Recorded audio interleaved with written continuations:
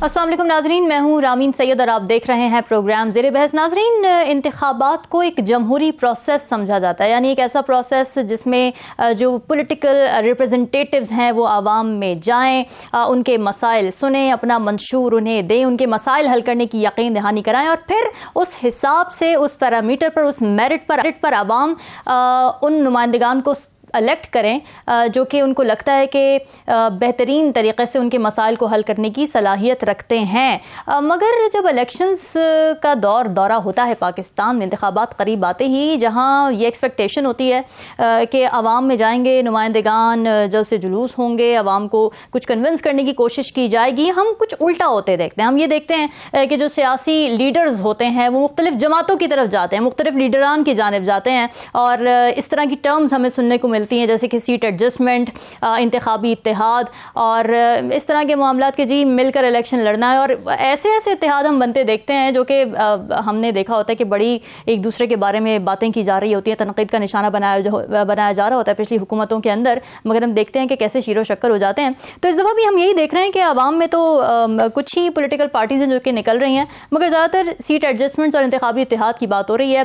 Pre election इत्तेहाद की भी जहाँ बातें हो रही हैं तो शहबाज शरीफ और पीर बगारा साहब की जो मुलाकात हुई उसके अंदर जीडीए में सीट एडजस्टमेंट पर इत्तेफाक हो गया है नून लीग की जानिब से। अच्छा, एमक्यूएम के साथ जो नून लीग का इंतखाबी इत्तेहाद था, शोर तो बड़ा उठा, मगर फिर हमने देखा कि कुछ मामलात पर, कुछ सीटों पर बात बन नहीं पा रही है। इसके अलावा एक नई जो डेवलपमेंट सामने आई वो पीटीआई की जानिब से एक मुज़ाकरात की पेशकश की गई है। इस बारे में ख्वाहिश का इजहार किया गया है कि पीपल्स पार्टी और एएनपी को हमारे साथ बातचीत करनी चाहिए और इसके पीछे वो ये कहते हैं कि जो एक नैरेटिव लेकर पीपल्स पार्टी चल रही है, जैसे कि बिलावल भुट्टो साहब ने कहा कि जी हम पुरानी सियासत पे बिलीव नहीं करते, जरदारी साहब को साइड पे कर दें, ये पीटीआई कह रही है कि उनका यही मतलब था। और फिर एएनपी की भी बात करती तो ये कहते हैं कि जी हमारे जो नैरेटिव्स हैं वो कुछ मिलते जुलते हैं, लिहाजा हमें मिलकर कुछ करना चाहिए। तो ये सियासी जोड़ तोड़ कितनी हकीकत है, कितना फसाना है, इसी पर हम आज बात शुरू करेंगे। हमें ज्वाइन करें नजमुल साकिब साहब, सीनियर तजियाकार गुल साहब और जहांगीर जदून माहिर कानून भी हमारे साथ आज मौजूद होंगे। आप सभी का बहुत शुक्रिया। नजमुल साकिब साहब, ये इलेक्शंस में ट्रेंड, इलेक्शन से पहले इस तरह का ट्रेंड कि जहां कोई मंशूर की बात शुरू हो उससे पहले ही हम ये देखते हैं कि सिर्फ सीट एडजस्टमेंट्स की बातें हैं। जितनी मेरे पास इस वक्त न्यूज़ पड़ी हुई है, जितने कागजात मेरे पास इस वक्त पड़े हुए हैं, इस पर सिर्फ यही खबरें हैं कि कौन किसके साथ इत्तेहाद करना चाह रहा है। मामला क्या है? मामला बड़ा सीधा है रामीन। अगर आप देखें पिछले इलेक्शंस जितने भी हुए हैं तो उसमें जो बड़ी पार्टी है, मिसाल के तौर पे अगर मुस्लिम लीग नून है या पीपीपी है या और कोई बड़ी पार्टी है, उनको पूरा यकीन होता है कि हम ये इलेक्शन जीतेंगे और मेजॉरिटी में आएंगे और हुकूमत बनाएंगे। जब से नवाज शरीफ साहब वापस आए हैं लंदन से, उस वक्त के से लेके आज तक अगर आप हालात देखें तो आपको पता लगेगा कि कुछ मखलूत हुकूमत बनने की फ़ज़ा में जो है वो ख़बरें हैं और लग भी ऐसा ही रहा है कि मखलूत होंगी। जब कोलिशन बनेगी तो उसमें तो फिर इत्तेहाद की बातें आएंगी ना। तो जब बिल्कुल ठीक आपने अपने इंट्रो में कहा कि कुछ उल्टा होता नज़र आ रहा है। कुछ इसलिए भी कि ये इलेक्शन इसलिए भी कुछ ऐसे अजीबोगरीब से हैं कि फ़ज़ा में है कि जी पहले से ही पता है कौन सी जो है वो पार्टी वो हुकूमत बनाएगी, वज़ीर आज़म कौन होगा, वगैरह वगैरह वगैरह। अब ये कि इत्तेहाद क्यों ज़रूरी है? इत्तेहाद इसलिए ज़रूरी है कि अगर एक पार्टी लेट से कोई 1/3 वोट लेती है तो उसने किस तरीके से हुकूमत फॉर्म करनी है। लिहाजा उसमें अगर पीपल यानी इसको पीटीआई को यकीन है कि उनको ज़्यादा तादाद में मिलेंगी सीटें, तो वो ये चाहेंगे कि जो हम ख्याल लोग हैं, और मैं हैरान होता हूँ, पता नहीं पीटीआई का हम ख्याल इस पूरे पाकिस्तान में सियासी जमात तो दूर की बात रही, हम ख्याल कोई और है कि नहीं है, क्योंकि पीटीआई का तो ये है कि हम हैं और कोई नहीं है। और हमने उनकी जब वो रूल कर रहे थे 4 साल, उसमें भी हमने यही देखा। तो ये इत्तेहाद हमें 7 फरवरी तक बातें सुनाई देती रहेंगी। मेरे ख्याल में इसकी तरफ आवाम को ज्यादा तवज्जो नहीं देनी चाहिए। अब जैसे कि उन्होंने एएनपी और पीपल्स पार्टी को भी पेशकश की है, विलिंगनेस देख रहे हैं आप? जी जी, आपकी मैं उसी तरफ आ रहा था। आपने अपने इंट्रो में बताया उन्होंने तो पेशकश की है। सवाल ये है कि क्या पीपीपी को सूट करता है ये? क्या पीपीपी को सूट करता है? और वो याद रहे कि जरदारी साहब जो हैं वो अभी भी अपनी सीट पे बराजमान हैं और वो यानी सरखेल हैं अपनी पार्टी के। तो उनको याद होगा कि इमरान खान साहब ने स्टेज पे खड़े होकर कहा था कि मेरी बंदूक की शिस्त जो है वो तुम्हारी तरफ है जरदारी। तो अब सिर्फ ये देखना कि पीटीआई ने अगर कोई इंदिया दिया है कि जी हम तैयार हैं, तो ये ज़रूरी तो नहीं है कि दूसरे लोग तैयार हों, उन्होंने तो अपना देखना है। और उसमें मुझे जो नज़र आ रहा है वो ये है कि पीटीआई को ना सिर्फ इनके साथ बल्कि किसी भी बड़ी पार्टी छोटी पार्टी के साथ इत्तेहाद की ज़रूरत पड़ेगी, और उनको सिर्फ पीपीपी और एएनपी की बात नहीं करनी चाहिए, उनको बाकी पार्टियों को भी देखना चाहिए। अब अगर ये रीत शुरू कर दी पीटीआई ने कि भाई पीटीआई के अलावा भी कुछ इसमें इस मुल्क में लोग हैं, कुछ ऐसी सियासी जमातें हैं, तो ये अच्छी रीत होगी, ये पीटीआई के हक में जाएगा। मगर मसला इस वक्त ये है कि उनको अपने अंदरूनी हालात, चेयरमैनशिप से लेके उनके पुराने चेयरमैन का जेल में होना, उसके बाद ये पता ही ना होना कि हमें इजाज़त भी मिलेगी कि नहीं, इमरान खान साहब इलेक्शन लड़ सकेंगे कि नहीं, पीटीआई को इजाज़त होगी कि नहीं, क्योंकि जो पकड़ दकड़ शुरू हुई हुई है, जो कागज़ दाएं बाएं हो रहे हैं, जांच पड़तालों में हम देख रहे हैं कि ज़्यादातर उन लोगों के कागजात जो हैं वो नहीं माने जा रहे जो कि पीटीआई से ताल्लुक़ रखते हैं।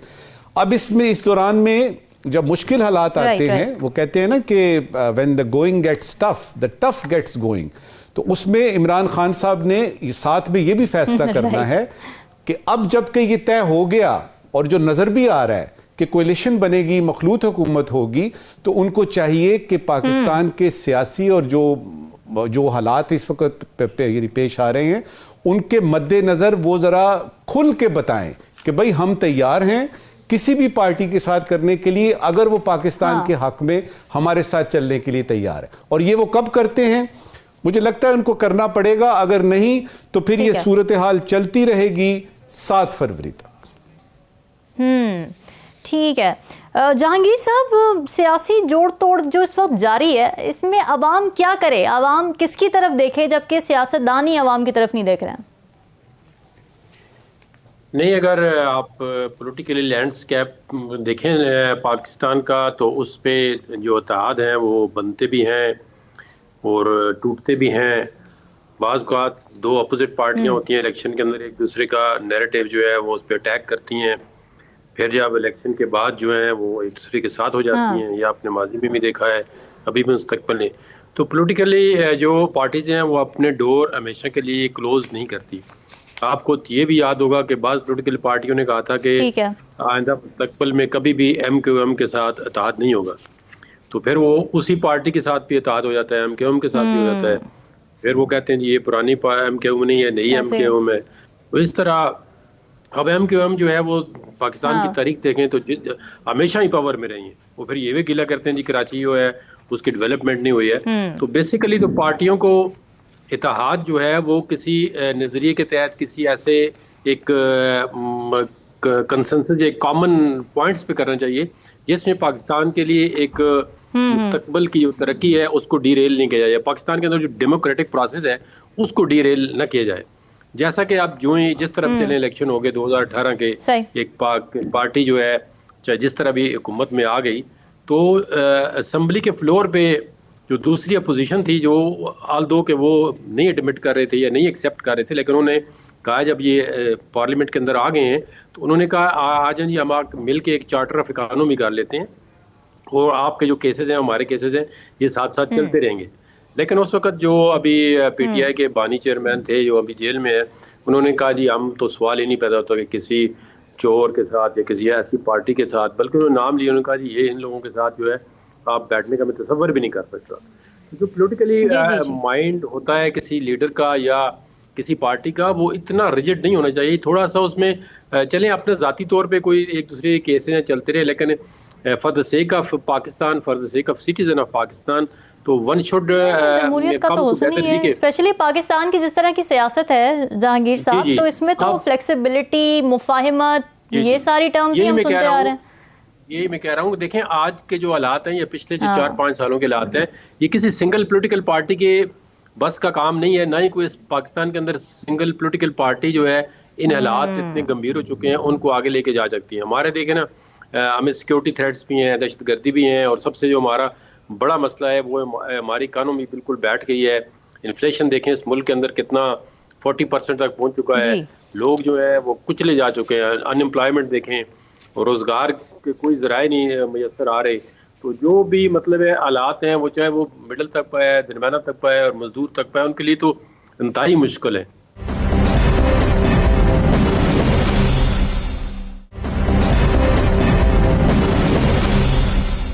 अब्दुल्ला साहब, आप कौन सा इत्तेहाद बनता देख रहे हैं आने वाले इलेक्शंस में, और ये भी बताएं साथ कि ऐसा कौन सा इत्तेहाद होगा जो पाकिस्तान के ये तमाम मसाइल हल कर सकेगा, जैसे कि जहांगीर जदून साहब इनकी तरफ एक इशारा भी कर रहा था। बिस्मिल्लाहिर्रहमानिर्रहीम। देखें, ये तमाम सवालात हमारे सामने इसलिए आ रहे हैं क्योंकि जिस तर्ज सियासत के हम देख रहे हैं वो अवाम के अंदर गैर मकबूल हो गई है और लोगों की मुश्किलात में इजाफे का बायस बन रही है, रादर देन के वो राहत प्रोवाइड करे।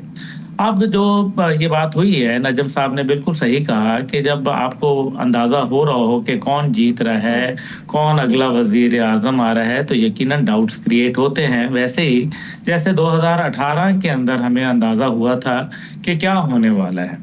अब मसला यहाँ यह है कि पहली बात यह है कि जमहूरियत किस लिए चाहिए। जमहूरियत इसलिए चाहिए ताकि जमहूर की आवाज बना जाए।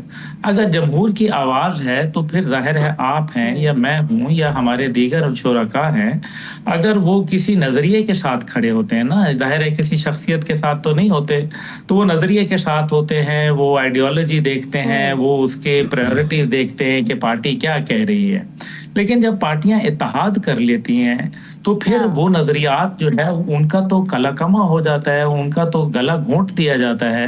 तो ये तो एक वोटर के साथ बड़ा जुल्म है। और जो पार्टी से मुंसलिक लोग हैं, अब आपने खुद फरमाया कि पीटीआई के जो है वो एएनपी, तो ये तो पोल्स अपार्ट हैं। देखे ना, कहाँ पीटीआई, कहाँ जो है वो जो, और इसी तरह से पीडीएम की हुकूमत में एएनपी कहाँ, और आप देखें इस्फंदियार वली को देखें और महमूद खान अचकजई को देखें और साथ नवाज शरीफ साहब को देखें, तो ये तो मतलब एक बिल्कुल ही एक और ही सोच है। तो यानी कि और फिर जब एक आपको पता है 2018 में ये पार्टी ने कहा गया, अभी बताया जहांगीर साहब ने, 2018 में एमक्यूएम को पता नहीं किस किस अलकाब से और मतलब इंतहाई सख्त अल्फाज इस्तेमाल किए गए, बाद में वो हुकूमत में साथ थे। तो ये देखें, ये फिर नहीं चलेगा मामलात, और फिर ये इसी वजह से अवाम के अंदर ये अपनी पजीराई खोते जा रहे हैं। 13 करोड़ 85 लाख वोटर हैं, तो वोट कितने डालते हैं ये देखने वाला सवाल है। अगर ये भी जमहूरियत है तो अगर वोट डाल रहे हैं 4 करोड़ और वोटर हैं 13 करोड़ 85 लाख, तो फिर क्या ये जमहूरियत जो है, ये फिर इसको मैं क्या कामयाबी का जो है जुमरे में लाऊं। अब दूसरी तरफ जो है, अब जो इत्तेहाद है कौन से, देखिए पहली बात यह है कि दिफाई पाकिस्तान कौंसिल जो है उसको भी आप जो है वो भूले ना। इस टाइम पे आपको जितने इत्तेहाद नजर आ रहे हैं वो सियासी इत्तेहाद नजर आ रहे हैं। जो दीनी जमातों का इत्तेहाद है वो इस टाइम पे मेरे ख्याल में वो अभी नजर नहीं आ रहा। दीनी जमातों का इत्तेहाद जो है वो बड़ा जरूरी है और ये एक जगह है जिसको हम नजरअंदाज करें। मेरी एक इसमें अहम गुजारिश है, वो ये है कि जब पीडीएम बनी तो उसने एक्सट्रीम राइट जो था उसने एक्सट्रीम लेफ्ट के साथ जो है वो मुआनका कर लिया, गले मिल गए। तो राइट विंग की रिप्रेजेंटेशन कहाँ गई? देखिए ना, लेफ्ट विंग तो आज भी खड़ी, लेकिन राइट विंग जो कि बहुत सारी कौम और पूरी दुनिया के अंदर राइट विंग फोर्सेस होती हैं, वो राइट विंग फोर्सेस जो हैं इस टाइम पे पाकिस्तान में नजर नहीं आ रही। इसलिए राइट विंग का इत्तेहाद मुझे बनता हुआ नजर आ रहा है। ये वक्त का तकाजा भी है, ये जरूरत भी है। और फिर मैं नहीं समझ रहा कि मियां साहब को या किसी और को मुकम्मल जो है वो हमायत मिल जाएगी। या पीटीआई जो एएनपी की तरफ जो बात कर रही है उसका मकसद ये है कि खैबर पख्तूनख्वा के अंदर वो ये समझते हैं कि वहां कुछ वो सीटें ले जाएंगे और उसके बुनियाद के ऊपर यहाँ भी जो है वो एक अपनी हुकूमत वहां कायम कर पाएंगे। मैं समझता हूँ उनके लिए अभी बहुत कड़े इम्तिहानात हैं। जो जांच पड़ताल है उसके अंदर अभी उनके लिए मुश्किलात हैं, और फिर मेरे ख्याल में ये सबके लिए होनी चाहिए। कोई भी शख्स जो पाकिस्तान की रियासत के खिलाफ, जो पाकिस्तान के कानून के खिलाफ गया हो, उसको जो है सख्ती से डील करना मेरे ख्याल में वक्त का तकाजा है। लेकिन दूसरी तरफ जो है वो हमें ये देखना है कि एक सिक्योरिटी सूरत हाल भी मुल्क के अंदर जो है वो प्रिवेल कर रही है और दिन ब दिन उसके थ्रेट्स जो है वो बढ़ रहे हैं। दूसरी तरफ जो है जरदारी साहब ने भी दबे लफ्जों में इलेक्शन के तातुल की बात की और इसी तरीके से मौलाना फजलुर रहमान तो बड़ा बरमला इजहार कर चुके और मैं समझता हूं कि आर्मी चीफ साहब ने भी अमेरिका के अंदर जो है वो ये कहा कि कहीं हो सकता है थोड़ा बहुत ऊपर नीचे। तो मकसद ये है कि ये इलेक्शन जो हैं वो पाकिस्तानी, देखें ना, अभी पीटीआई अगर जीत जाती है तो वो इनकलाब कहलाया जाएगा और अगर वो हार जाएगी तो वो धांधली कहलाई जाएगी, क्योंकि ये पीटीआई की एक रविश रही है कि वो इतना प्रोपोगेट करती हैं चीजों को। बिल्कुल, ना सिर्फ पीटीआई बाकी जमातें भी, हमने हमेशा यही देखा है कि जो भी इलेक्शंस होते हैं हमेशा उस पर अदम एतमाद का इजहार किया, रिगिंग की इल्जामात ही होते हैं। तहरीक इंसाफ की मुश्किलात यूं लग रहा है कि थमने का नाम नहीं ले रही हैं। पहले इलेक्शन कमीशन की जानिब से इंट्रा पार्टी इलेक्शंस कलअदम करार दिए जाते हैं और बल्ले का निशान छिन जाता है तहरीक इंसाफ से, जो कि एक बहुत बड़ा डेंट था इंतखाबात से एन पहले। अगर एक पार्टी के पास से इंतखाबी निशान चला जाए तो बड़ा कैओस मच सकता है, वोटर सपोर्टर में कंफ्यूजन फैल सकती है। फिर उसके बाद पेशावर हाई कोर्ट में अपील की जाती है तहरीक इंसाफ की जानिब से और पेशावर हाई कोर्ट उस फैसले को, इलेक्शन कमीशन के उस फैसले को कलअदम करार दे देता है, हुक्म इम्तना दे देता है। और अब बेंच आगे जाके इस पर मजीद भी बात करेगा, मगर फिलहाल बल्ले का निशान वापस मिल गया है तहरीक इंसाफ को, जो कि एक रिलीफ था बिलाशुबा। मगर फिर यह खबर आई है कि election commission intra court appeal में जा रहा है इसी फैसले के खिलाफ। इस पर नून लीग ने भी काफी रद्द अमल दिया, उनकी जानिब से ये कहा, एक तो लाडला करार दिया गया जो बानी तहरीक इंसाफ है उनको भी। इसके अलावा जो पाकिस्तान मुस्लिम लीग नून के सदर हैं शहबाज शरीफ साहब, उन्होंने पेशावर हाई कोर्ट के फैसले को इलेक्शन कमीशन के इख्तियारात पर हमला करार दिया है। तो तहरीक इंसाफ की इलेक्शन में शमूलियत कितना बड़ा सवालिया निशान है। नॉमिनेशन पेपर्स के हवाले से भी कुछ ऐसी खबरें सामने आ रही हैं कि मुस्तरद किए जा रहे हैं, लिए नहीं जा रहे। इसी पे जरा बात करेंगे तहरीक इंसाफ की शमूलियत पर। नजमुल साकिब साहब, ये जो इलेक्शन कमीशन गया है इंट्रा कोर्ट अपील में, क्या इससे ऐसा महसूस होता है कि कुछ फरीक बन गया है इलेक्शन कमीशन इस मामले में और पार्टिसन रोल थोड़ा अदा कर रहा है? सबसे पहले तो रामीन, ये मैं कहूँगा आपसे भी और अपने जो पैनलिस्ट हैं उनसे भी और पूरे पाकिस्तान से, ख़ास तौर पे ये जो आपका इलेक्शन कमीशन ऑफ पाकिस्तान है, बाबा आप उसको क्यों तंग कर रहे हैं पीटीआई को और इमरान खान को? क्या मसला है आपका? बल्ले का निशान उनको दे दीजिए। बल्ला पीटीआई का था, बल्ला पीटीआई का है, ये खामखा के चक्कर क्यों दे रहे हैं? और सबसे बड़ी बात यह है कि अगर दूसरी पार्टियों को इतराज नहीं है, दूसरी पार्टियों को इतराज नहीं है कि वो बल्ले के साथ आए या किसी के साथ आए, तो ये इलेक्शन कमीशन ऑफ पाकिस्तान को क्यों मुसीबत पड़ी हुई है इंट्रा कोर्ट जाने की? क्यों वो ये चाहते हैं कि उनके पास बल्ला ना रहे? अगर उनका ये ख्याल है कि इमरान खान को या उसकी पार्टी को बल्ला नहीं मिला तो उससे उनका कोई वोट कम हो जाएगा, माफ कीजिएगा, ये ऐसे नहीं होता। लोगों से तलवारें छीन गई, लोगों ने तीरों के साथ काम किया, उसमें क्या उसमें फर्क पड़ेगा? सिर्फ ये है कि लोगों की, आवाम की उलझनों में इजाफा हो रहा है कि अब क्या होगा, बल्ला मिलेगा कि बल्ला नहीं मिलेगा। देखिए, बल्ला पीटीआई का था, उसको दे दीजिए, और अगर आपने नहीं दिया तो आप उनका वोट बैंक बढ़ा देंगे। जरा मेरी बात गौर से सुनिए, जब जबरदस्ती करते हैं ना आप, तो उसके बाद फिर ये है कि वो जो मजलूम बन जाता है आदमी, उसमें उसके वोट बढ़ जाते हैं, वो ज्यादा वोट ले लेगा। तो आप इसको इधर तक ही रखें। अगर वो बहाल हो गया था बल्ला, तो उनको आप यानी बल्ला दे दीजिए। एक दो बातें और ये रामीन इस सिलसिले में बड़ी जरूरी हैं। हम अभी देख रहे हैं कि कोई अदालती फैसला आता है तो एक पार्टी कहती है बड़ा अच्छा हुआ, ये देखें जी अदालतें हमारा बड़ा कॉन्फिडेंस अपनी अदालतों पे, मिठाइयां बंटती हैं वगैरह वगैरह। उसके बाद खिलाफ आया तो ये जी देखें ये क्या हो गया, ये तो गलत बात है, ये तो रिलीफ दिया जा रहा है। अब इमरान खान के रिलीफ पे अगर आप पिछले 3 दिन की अखबारें देखें तो आपको नजर आएगा कि इमरान खान को पता नहीं कौन सा रिलीफ मिल गया। मुझे जरा बताएं क्या रिलीफ मिला है? क्या वो जेल से निकल आया है? क्या उसकी पार्टी को इलेक्शन लड़ने की इजाजत मिल गई है? क्या उसके नॉमिनेशन पेपर एक्सेप्ट हो गए हैं? क्या इमरान खान को पता लग गया है कि वो इलेक्शन लड़ रहा है? मुझे ये बताइए, क्या तोशा खाना, क्या साइफर के सब खत्म हो गया? कौन सा रिलीफ? अब उसमें जो दूसरा पहलू है इसका, वो जदून साहब भी हैं, अब्दुल्ला साहब भी हैं, वो भी इस पे यानी जरा रोशनी डालेंगे। मुझे ये बताइए, जब आप ये कहते हैं कि अदालतों ने किसी पार्टी को या किसी सियासी शख्सियत को रिलीफ दिया, तो आप कह क्या रहे हैं असल में? आप असल में ये कह रहे हैं कि अदालतों पे हमारा कोई एतबार नहीं है, अदालतें बिकी हुई हैं, अदालतों का फलाना फलाना फलाना है, और उनकी क्रेडिबिलिटी पे आप हमला करते हैं। आपको ये ख्याल ही नहीं रहता कि आप अपने मुल्क की सबसे बड़ी अदालत की क्रेडिबिलिटी को चैलेंज करते हैं। जब आप ये कहते हैं कि जी उसको रिलीफ मिला, बाबा वो आईन देखते हैं, वो कानून देखते हैं और कानून के मुताबिक काम करते हैं।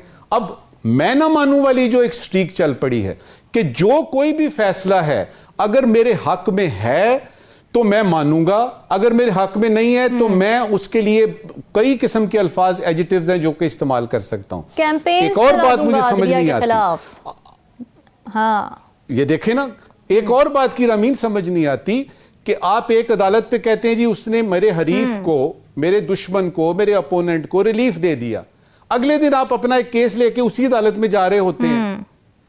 क्यों जाते हैं फिर वहां आप?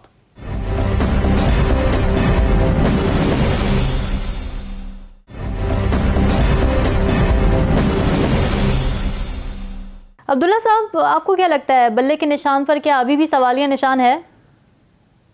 बिल्कुल है, बल्ले का सवालिया निशान इसलिए बनता है, ये बात ठीक है कि भाई आप दे दें उनको, लेकिन क्या चिराग, मेरा ख्याल है कि उनका पहला जो निशान था वो चिराग था, तो चिराग क्यों नहीं मांग रहे भाई?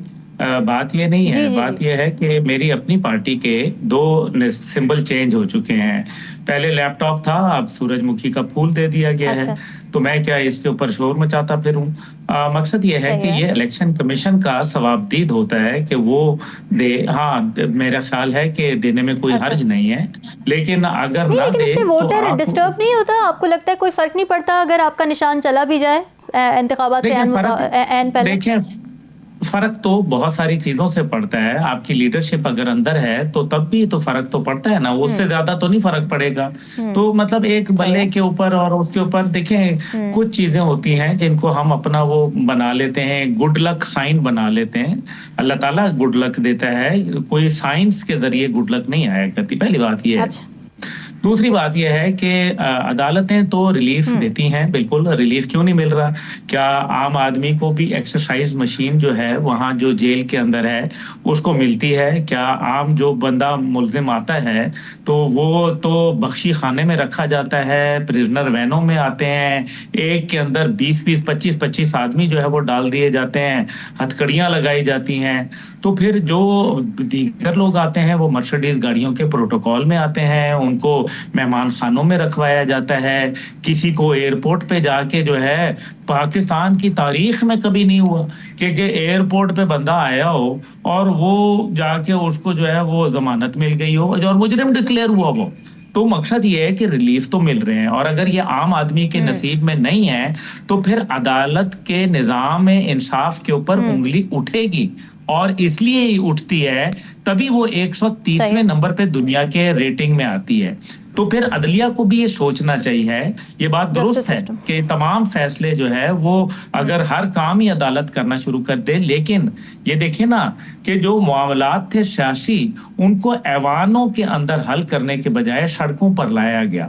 सड़कों के बाद उनको मीडिया की जीनत बनाया गया और मीडिया पे ट्रायल्स शुरू हुए। जब मीडिया के ट्रायल कामयाब नहीं हुए तो हमले हुए, जब हमले नहीं कामयाब हुए तो फिर आप जो है वो आके अदालत में आ गए।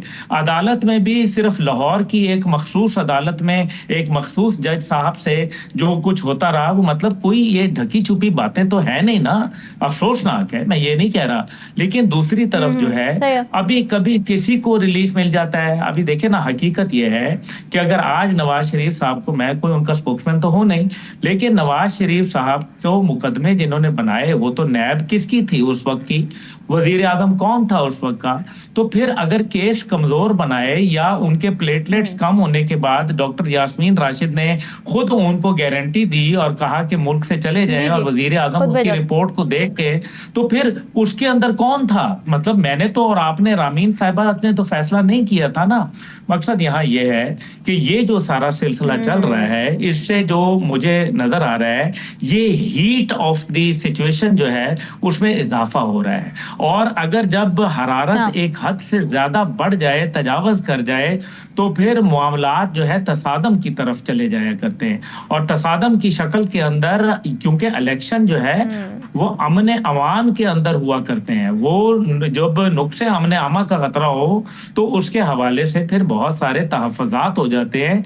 तो देखना यह है कि हमें जो बुनियादी तौर पर कि पार्टियों ने करना क्या है, क्या वजह है कि दुनिया में चाइना एक कामयाब डेमोक्रेसी है, चाइना के अंदर एक बेहतरीन निज़ाम में हुकूमत चल रहा है, आवाम की फलाह व बहबूद हर एक सेकंड में एक आदमी सतह गुर्बत से जो है वो ऊपर आ रहा है। और फिर हमें ये भी देखना है कि जब जो डेमोक्रेटिक पार्टीज हैं अमेरिका के अंदर, वहां भी एक निजाम चल रहा है। दुनिया में हर जगह पार्टियां एक दूसरे से इलाक करती हैं, लेकिन ये जो 700 पार्टी पाकिस्तान में बन गई है, इसकी बुनियाद के ऊपर तकसीम दर तकसीम हो रही है।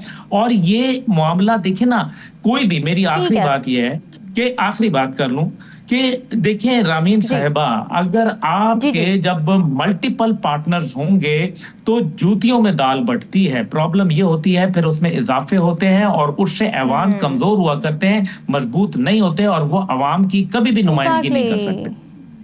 हंग पार्लियामेंट बन जाती ना उससे। ये बात बिल्कुल ठीक है, बड़ा अहम नुक्ता आपने उठाया। जहांगीर साहब, आपको क्या लगता है इलेक्शन कमीशन क्या एक पार्टिसन रोल प्ले कर रहा है? क्यों वो तहरीक इंसाफ के बल्ले के पीछे पड़ा है? और तहरीक इंसाफ की इलेक्शन में शमूलियत बतौर जमात अभी भी कितनी अनसर्टेन है? पहले तो मैं एक आपको करेक्ट कर दूं, बिकॉज लीगल साइड पे मैं चीज समझता हूँ।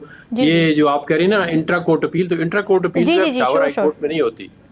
जी, पेशावर हाई कोर्ट में इंट्रा कोर्ट अपील नहीं होती। अब इन्होंने जो जज साहब ने ऑर्डर पास किया उसका कोई रिव्यू फाइल किया, जो आप अपना ऑर्डर रिव्यू करें। तो पहले तो ये बात है कि इंटरिम ऑर्डर जो होता है उसके खिलाफ तो आईसी होती नहीं है इंट्रा कोर्ट। अगर फाइनल ऑर्डर भी पेशावर हाई कोर्ट पास कर रहे तो उस पेशावर हाई कोर्ट के अंदर इंट्रा कोर्ट अपील हो ही नहीं सकती।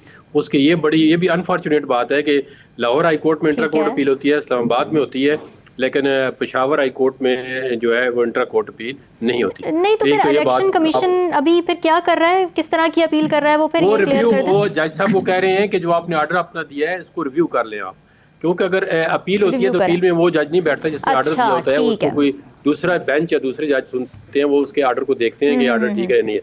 अपील जो है उनकी हो सकती है leave to appeal supreme court के अंदर। पहली बात तो ये। दूसरी बात ये है कि अब देखें ना, इलेक्शन कमीशन के जो ऑर्डर है उसमें अगर वो उनकी ये प्ली है जी कि इन्होंने इलेक्शन जो है वो ठीक नहीं कराए थे, तो साथ ये भी प्ली है कि कोई बंदा अगर पीटीआई के भी आप पे बात करता है तो वो, या दूसरा एक ऑर्डिनरी रीजनेबल माइंड भी कहता है कि आप दूसरी पार्टियों को भी जरा चेक करें कि उनके अंदर जो इंट्रा पार्टी इलेक्शन होते हैं वो किस नौयत के होते हैं। ठीक है, मुझे इलेक्शन कमीशन पे एतराज़ नहीं है अगर वो मेरिट पे फैसला करें किसी भी पार्टी का कि वो इंट्रा पार्टी इलेक्शन ठीक नहीं है, या पार्टियां इलेक्शन कराएं, या पार्टियां अपने कॉन्स्टिट्यूशन के मुताबिक जो है वो इंतखाबात करें। इनमें थोड़ा सा मसला ये हुआ जो एग्रीव्ड है पीटीआई वाले, या उनकी इसमें बात में वजन है कि इलेक्शन कमीशन ऑफ पाकिस्तान ने इनका जो फैसला था वो रिजर्व करके टाइम जो है वो जो गेन किया है उस पर थोड़ा सा उनका एतराज़ ही आ रहा है कि ये अगर टाइम हमें पहले मिल जाता तो फिर हम इलेक्शन कमीशन ऑफ पाकिस्तान है उसकी रिक्वायरमेंट के मुताबिक इलेक्शन करा लेते। लेकिन अभी एक तो इलेक्शन सर पे नेशनल इलेक्शन है, वो दूसरा उन्होंने दोबारा उनको 20 दिन का टाइम दिया। उनको कहा जी हमारा जो कॉन्स्टिट्यूशन है वो 20 दिन में के अंदर जो है ये हम एडमिट करते हैं कि इलेक्शन कमीशन की हमारी अपॉइंटमेंट जो है वो उस टाइम पे नहीं हो सकती और उस तरह के इलेक्शन नहीं हो सकते जिस तरह के आइन के मुताबिक हैं, क्योंकि टाइम शार्ट है। शार्ट टाइम देखें ना, एक अगर इलेक्शन आपने जिस तरह ये नेशनल इलेक्शन है 54 डेज देने हैं, तो अगर आपने ये 54 डेज नहीं दे रहे तो आप कहते हैं इलेक्शन जो है 30 डेज में मुकम्मल करें, तो वो तो नहीं हो सकता। तो इनके साथ भी कोई इस तरह की सिचुएशन वो बता रहे हैं, तो हमें नहीं पता कि उन्होंने अपने आइन की कहाँ पे वायलेशन की है और जो इलेक्शन कमीशन है वो क्या समझता है। लेकिन उनके पास एक अपॉर्चुनिटी जरूर है, जिस तरह उनको रिलीफ मिल गया है पेशावर हाई कोर्ट से, चाहे वो मेरिट पे है या नहीं है, वो देखिए आगे भी फोरम है। सुप्रीम कोर्ट में भी कोई पार्टी जाएगी तो फाइनल डिसीजन जो है वो सुप्रीम कोर्ट का होगा कि एक पार्टी को जो है वो इलेक्शन के करीब आके क्या उसको नहीं। वैसे पेशावर हाई कोर्ट ने जिस बेसिस पर इलेक्शन कमीशन का ये फैसला कलअदम करार दिया है, ये बुनियाद पे आप जरा कमेंट कीजिएगा, ये जो उन्होंने फैसले की जो बुनियाद रखी थी। नहीं, अभी देखें ना, कलअदम नहीं करार दिया, अभी उनको सस्पेंड किया है, थोड़ी अरसे के लिए 11 जनवरी तक मुअत्तल किया है। कलअदम का मतलब होता है कि आपने सेट असाइड कर दिया, हुक्म इम्तना आ गया ना। हाँ, हुक्म इम्तना आ गया। जी ओके, इम्तना है, कलअदम नहीं है। तो हुक्म इम्तना का मतलब होता है कि टेम्परेरी रिलीफ उनको मिल गया है। तो 11 के बाद जब छुट्टियां खत्म हो जाएंगी तो फिर उसको डीपी जो है, 2 जज जो है वो देखेंगे कि आया इसमें, क्योंकि यहाँ पे जो डिप्टी जज होता है फिर उसके बाद एक प्रॉपर जो बेंच कंस्टिट्यूट होगा तो वो उसको देखेगा। बिल्कुल जी, बड़े इंपॉर्टेंट कानूनी निकात बता दिए। नाज़रीन, डिस्कशन का सिलसिला जारी है, वक्त एक बेवदास।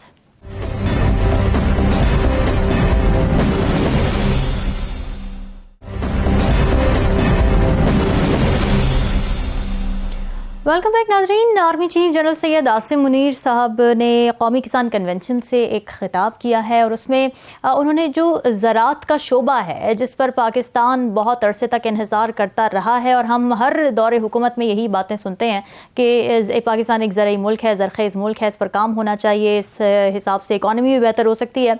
ग्रीन इनिशिएटिव्स की उन्होंने बात की और उसमें उन्होंने ये बताया कि मकासद क्या हैं इस ग्रीन इनिशिएटिव्स के।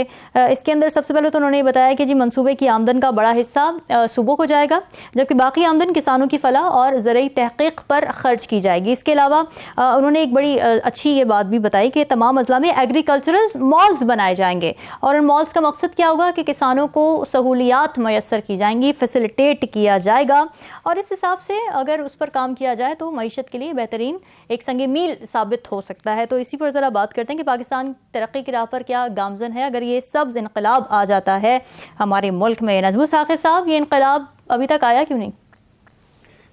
ये इनकलाब एक आध दफ़ा पहले आ चुका है, लेकिन इस मर्तबा लगता है कि इसमें संजीदगी का पहलू ज़्यादा है क्योंकि हमारे सिपा सालार उसमें मौजूद हैं और जब से वो आए हैं ये मेरे ख्याल में दूसरा बड़ा इकदाम है जो हमारे सामने आएगा।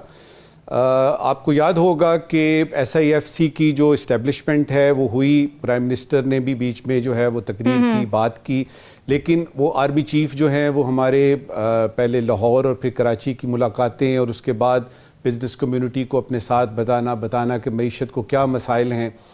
माजी में भी जो है हमारे आर्मी चीफ जो हैं वो हमें नज़र आया कि जब मुल्क को मुसीबत पड़ती है तो वो मईशत के उस जगह पे भी जाके मदद करने की कोशिश करते हैं और यही अल्फाज आर्मी चीफ ने भी इस्तेमाल किए कि हम अवाम की मदद से, उनकी सपोर्ट से, नेशन की सपोर्ट से हम लोग जो हैं वो ये सब्ज इनकलाब भी लेके आएंगे जिसकी जुजियात आपने बताई। आपने बिल्कुल ठीक कहा कि इसमें ये जो एग्रीकल्चर मॉल बनेंगे ना हर डिस्ट्रिक्ट में, अब उसमें सिर्फ देखना ये कि ये बन जाएंगे तो क्या आम आदमी भी यहाँ जा सकेगा, आम आदमी की रसाई होगी कि नहीं होगी, किसानों का इसमें कितना अमल दखल होगा। तो जब आर्मी काम करती है तो वो बड़े कॉम्प्रिहेंसिव तरीके से करती है। तो मैं उम्मीद करता हूं कि जिस तरह से SIFC जो है वो हमें बाकायदा तौर पे नजर आ रहा है, इसी तरह से हमें ये जो कौमी किसान कन्वेंशन में ये जो सब्ज इनकलाब की बात हुई है, रामीन, इसी यानी कन्वेंशन में बात करते हुए आर्मी चीफ ने 2 और अहम बातें भी की हैं। मेरे नज़दीक वो इस सब्ज इनकलाब से ज़रा थोड़े से ज़्यादा मुख्तलिफ हटके हैं लेकिन बहुत अहम हैं, जिन पे के सोचना चाहिए, जिन पे बात करनी चाहिए और उस पर देखना चाहिए कि मैन यानी कि नजमू साकिब या रामीन अपने तौर पे इसमें कैसे अपना फ़र्ज़ अदा कर सकते हैं। पहली बात उन्होंने की कि माफियाज हैं पाकिस्तान में या पाकिस्तान के बाहर, या माफियाज हैं जिनका अवाम के साथ मिलके हमने मुकाबला करना है, माफियाज की बात की। दूसरी बात की जो कि मुझे और आप सबको नजर आती है कि किसी वजह से पूरे पाकिस्तान में खासतौर पे सोशल मीडिया के जरिए, यूट्यूब के जरिए, फेसबुक के जरिए ये बावर कराने की कोशिश की जा रही है कि खुदा न खास्ता खाकम्बा दहन पाकिस्तान जो है वो दाएं बाएं कहीं हो रहा है। मायूसी का लफ्ज इस्तेमाल किया आर्मी चीफ ने। अब यह है कि इन 2 बातों का, एक तो माफियाज का हमें पता लगा कि वो वाकई हैं और उसमें ज्यादातर वो खौफनाक खतरनाक लोग हैं रामीन जो हमारे पाकिस्तान के अंदर रह के पाकिस्तान की जड़ों को जो है वो खोखला कर रहे हैं। पाकिस्तान के अंदर रह के Pakistani passport, Pakistani ID card लेके पाकिस्तान के खिलाफ ही बात करते हैं और हमसाया मुल्क की तारीफ पे ऐसे ज़मीन व आसमान के कुलाबे मिला देते हैं कि जो सुनने वाला है वो हैरान रह जाता है, यार आप पाकिस्तानी हैं क्या, आप हिंदुस्तानी हैं? खैर, तो इसमें देखना यह है कि ये जो जानबूझ के, बिल्कुल ऐसे है, हमारा चीफ ये कहता है कि जी जानबूझ के मायूसी फैलाई जा रही है, ये कौन लोग हैं? और डेफिनेटली हमारी इंटेलिजेंस एजेंसियों ने, आर्मी ने उनको आइडेंटिफाई किया हुआ है। हमने क्या करना है? अब देखिए, अगर आपने इस सब्ज इनकलाब की बात जो आपने कर रहे हैं, जी बिल्कुल, इस सब्ज इनकलाब में मैंने ये देखना है कि मैंने इसमें क्या किरदार अदा करना है, और उसके बाद इंशाअल्लाह ताला पाकिस्तान ने तो मजबूत होना ही है। जी ठीक है। अब्दुल्ला साहब, दुनिया के अगर दीगर ममालिक को देखा जाए, कुछ ऐसे भी ममालिक थे जहां पर ज़राअत की उतनी कैपेसिटी थी नहीं, मगर उन्होंने स्मार्ट टेक्नोलॉजिकल इनोवेशन के जरिए अपनी एग्रीकल्चरल एक्सपोर्ट को भी बढ़ा लिया। एग्रीकल्चरल सेक्टर में आईटी को शामिल करने की, आईटी के जो स्मार्ट वेज हैं उनको इनकॉर्पोरेट करने की कितनी ज़्यादा ज़रूरत है और इसकी सिग्निफिकेंस कितनी अच्छी हो सकती है? रामीन साहिबा, देखें, हम एग्रीकल्चर में बहुत पीछे रह गए। पहले 70 की दहाई में बुच्चा साहब जो थे, खुदा बख्श बुच्चा, उन्होंने जो है वो एक सब्ज इनकलाब जो है वो लाने की कोशिश की, लेकिन तब पाकिस्तान में पानी के मसाइल नहीं थे। अब पानी के बहुत बड़े मसाइल पैदा हो चुके हैं, और तीसरी जो आलमी जंग है वो पानी के मरहले के ऊपर होगी। और पानी के अंदर जहां फसलों को 3 पानी चाहिए होते हैं, अब वो 2 पानी मिल रहे हैं। ये एक बहुत बड़ा लम्हा फिक्रिया है। दूसरी बात यह है कि हम फ्लड इरिगेशन के ऊपर ज्यादा यकीन रखते हैं, जबकि हमें अब दीगर इरिगेशन के जो सिस्टम हैं, जो पानी आपाशी के, वो हमें मुतारिफ कराने पड़ेंगे। तीसरी बात यह है कि आप देखें कि हॉलैंड जैसा मुल्क जो है, जिसके पास जो है मौसम नहीं है और हवा मुवाफिक नहीं है, और वो ग्रीन हाउसेज में जो है बिजली जला के फसलें बना रहे हैं, फूल पे भेज रहे हैं, पूरी दुनिया का ट्यूलिप जो है वो फूल वहां से जाता है। इसका मतलब है कि हॉलैंड के अंदर जो तरक्की है उसके अंदर एक बहुत बड़ा अंशर जो है वो उनकी ज़राअत है। तो अगर पाकिस्तान, जहां मैं अभी कुछ अर्सा कबल मैं अबू धाबी में गया हुआ था, वहां शारजा में, शारजा के अंदर आप यकीन माने कि एक पाकिस्तानी लड़का है, उसने 1 लाख रियाल से उसने वहां 5 एकड़ के ऊपर एक फार्म किसी अरबी के साथ मिलकर शुरू किया। ग्रीन हाउस है वो, और आप यकीन माने 1 साल बाद उसकी कीमत जो है वो 10 लाख रियाल हो चुकी है। और वो वहां हर किस्म की, ना वहां मिट्टी अपनी, ना पानी अपना, हद ये है कि बीज अपना नहीं, गमला अपना नहीं, यानी कोई कुछ नहीं, लेकिन उसके बावजूद वो कमाई कर रहे हैं। तो हम क्यों नहीं कर सकते जहां अल्लाह ने हर चीज मुवाफिक दी है? फिर दूसरी बात यह है कि हमें जो हाइब्रिड बीज है उससे बच के अपनी लोकल जो बीज है, जिसके ऊपर आपकी जो वायरसेस हैं उनका हमला कम होता है, जो उसमें टेस्ट में ज्यादा बेहतर है, जो हमारी ग्लूटेन वैल्यू है गंदम की वो बहुत बेहतर है एज कम्पेयर टू जो रशिया से आती है, कनाडा से आती है। हमारी जो मिठास आती है जिसको कहते हैं गंदम में, इसका कोई नेमुल बदल नहीं है। जी जहांगीर साहब, ग्रीन पाकिस्तान इनिशिएटिव वक्त की एक तो कितनी बड़ी जरूरत है, और अभी तक ये इनकलाब, ज़र इनकलाब आ क्यों नहीं पाया? क्या चैलेंजेस रहे हैं पाकिस्तान के लिए? ये देखें ना, आप अगर 60s की दहाई में देखें तो ग्रीन रिवोल्यूशन आई थी, आपके जो करेज सिस्टम है सिंध के अंदर बड़ा डेवलप किया गया था। बेसिकली पाकिस्तान तो एक जो इकानमी है, या पाकिस्तान जो है वो एग्रीकल्चर कंट्री है, और पाकिस्तान की मोस्टली जो पॉपुलेशन है 65-70% वो सारी जो है रूरल बेस्ड है। तो अगर आप एग्रीकल्चर को डेवलप करें तो हमारे बहुत सारे मसाइल जो हैं वो हल हो सकते हैं। इसमें हमारी एक्सपोर्ट जो है वो उस पर इतना एक्सपेंस नहीं आता जितना कि आप दूसरी एक्सपोर्ट भी करते हैं। तो वो उसमें हमारी जो चाइना के अंदर जो है सी पैक है, इसके अंदर हमारी एक्सपोर्ट बढ़ सकती है। और एग्रीकल्चर जो है हमारा एक्चुअली फोकस जो है ना वो अर्बनाइजेशन की तरफ चला गया है, और हमारी जो लैंड्स है उसकी एक तो प्लांटेशन नहीं कर रहे, दूसरा जो है लैंड को एग्रीकल्चर यूज़ के लिए इस्तेमाल ही नहीं किया जा रहा। अभी जो ये SIFC बनी है, इसके अंदर ये बेसिक कॉन्सेप्ट ये था कि आप अपनी जो कॉर्पोरेट एग्रीकल्चर इकोनॉमी है उसको डेवलप करें। तो इसमें एक बहुत बड़ा स्कोप है, और अगर इस पर फोकस कंसिस्टेंटली किया जाए। हमारा असल इशू जो है कि पाकिस्तान के अंदर गवर्नमेंट एक आती है, वो 1-2 पॉलिसी बनाती है, किसी से उस पर फोकस नहीं आता, उसके 1 साल 2 साल बाद वहाँ से फोकस हट के किसी और तरफ से रहता है। तो हमारा बेसिक प्रॉब्लम ये है कि हमारी जो अर्बनाइजेशन हो रही है वो किसी प्लान तरीके से नहीं हो रही। आप देखें ना, गांव के अंदर भी आप जो है वो लोगों ने एग्रीकल्चर है वो छोड़ दी है, वो हाउसिंग की तरफ आ गए हैं, वो प्लाट जो है वो देते हैं लोगों को। तो इस सिस्टम के अंदर हमारी कोई पॉलिसी नहीं है, एनवायरनमेंट जो है हमारा कंट्रोल नहीं है। आप दुनिया को देखें, एनवायरनमेंट पे इतने चैलेंज है कि अभी COP28 आपने देखा है दुबई के अंदर हुई है, UAE के अंदर। बिल्कुल ठीक है। नजमुल साकिब साहब, आज आप नाजरीन के लिए क्या सवालात लेकर आए फिर? जी रामीन, एक ज़रूरी सवाल है और एक गैर ज़रूरी सवाल है। ज़रूरी सवाल ये है कि एक मुल्क की बड़ी सियासी पार्टी ने कहा है, अपने मंशूर के कुछ नुकात पेश किए हैं कि इलाज मुफ्त, बिजली मुफ्त, तालीम सबके लिए, तनख्वाहें दुगनी, 50 लाख घर। तो सवाल ये है कि इसके लिए तो बहुत सारी दयानतदारी और ढेर सारा पैसा चाहिए। तो ये बहुत सारी दयानतदारी और ढेर सारा पैसा आएगा कहाँ से? गैर ज़रूरी सवाल, अवाम के मसाइल की तरफ तवज्जो देने की बजाय तमाम सियासी पार्टियां सिर्फ रो धो रही हैं, दुखड़े सुना रही हैं।